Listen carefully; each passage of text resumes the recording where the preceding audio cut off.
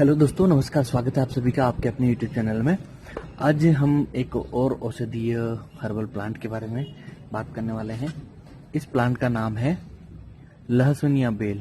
लहसुनिया बेल, इसे garlic vine, garlic creeper, लहसुनिया बेल, इन कई नामों से इसे जाना जाता है।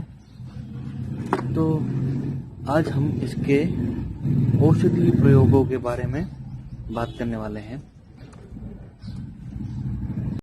इसका उपयोग ब्राज़ील, पेरू और कई अफ्रीकी देशों में भी, और अमेरिकी महाद्वीप के जो देश हैं उनमें भी इसका उपयोग औषधि के रूप में किया जाता है।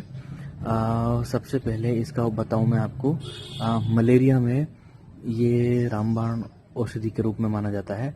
मलेरिया के रोगियों के लिए ये बहुत ही अच्छा पौधा है। इसकी पत्तियों का उपयोग किया जाता है।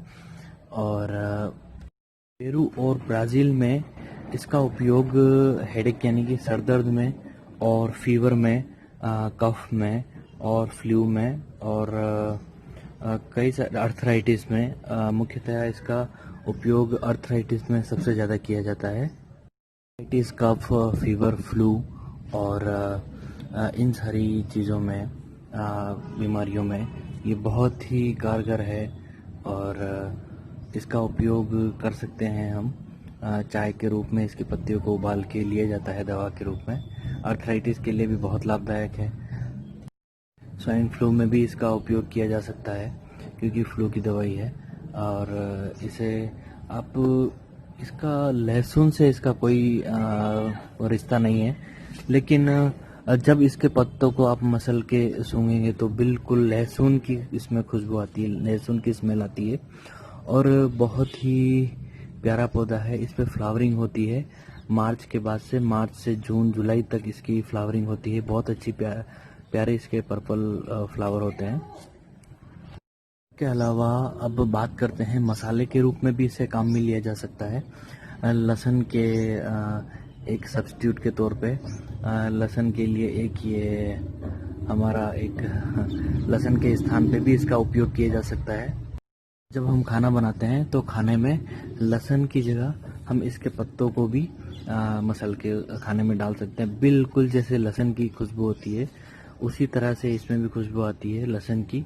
और इससे एक बेनिफिट और यह भी है कि इसके आसपास मच्छर नहीं आते, क्योंकि इसकी इतनी तेज़ गंध होती है, तेज़ खुशबू होती है लहसुन की, कि इसके आसपास में कोई भी कीड़े मकोड़े या इस पे कोई भी मच्छर वगैरह इसके पास नहीं आते हैं।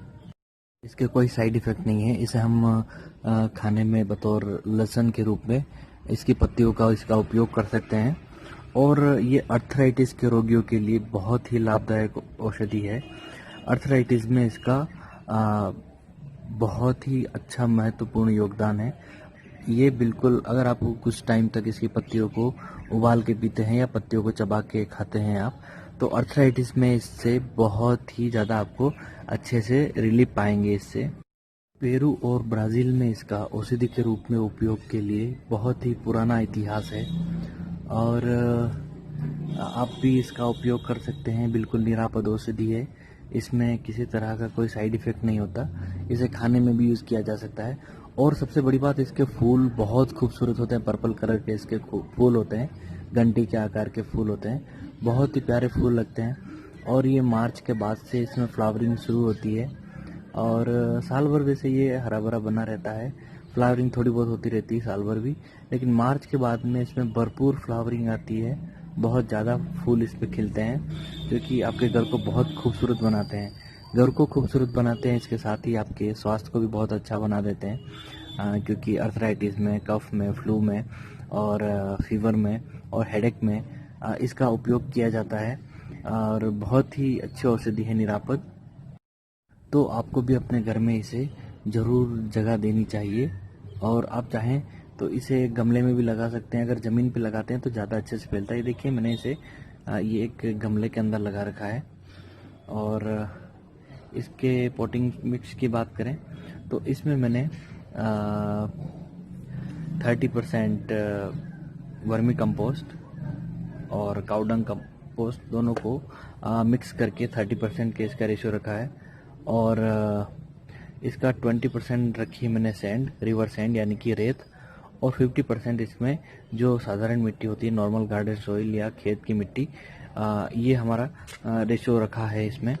और इसमें आप इस तरह से आप इसको लगा सकते हैं। और अगर आप गमले में लगाते हैं तो ज़रूर इसे आप बड़े गमले में लगाइए।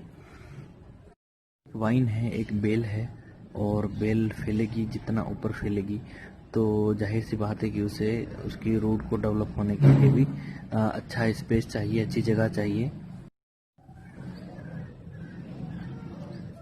आप इसके पत्तों को मसल के सूंघे, बहुत ही प्यारी, जैसे लहसुन की खुशबू आती है उसी तरह से इसकी खुशबू होती है, और लहसुनिया बेल इसे इसीलिए कहा जाता है।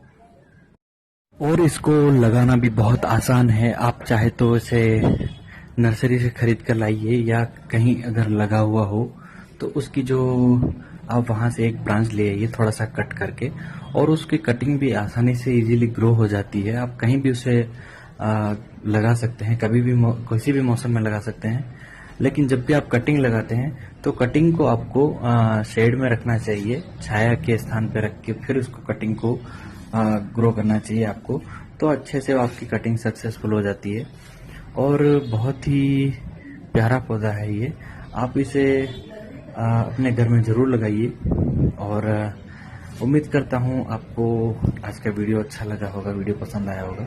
अगर वीडियो पसंद आया हो तो ज़रूर आप इसमें लाइक कीजिए, कमेंट कीजिए और चैनल को सब्सक्राइब कीजिए। और इसके कुछ दिनों बाद जब इसकी फ्लावरिंग वापस हो जाएगी तो मैं फिर से वीडियो अपलोड करूँगा। और अभी ये आप जो देख रहे हैं इसकी साइज़ वो इसीलिए छोटा है क्योंकि मैं इसकी टाइम टू टाइम प्रूनिंग कर दिया करता हूँ, कटिंग कर देता हूँ।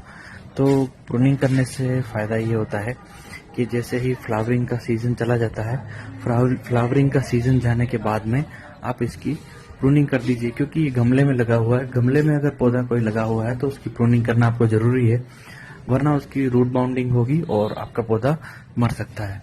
और अगर ज़मीन पे अगर आपने लगा रखा है तो फिर उसकी प्रूनिंग करने की ज़रूरत नहीं है, वो अच्छे से फैल सकती है सब तरफ से।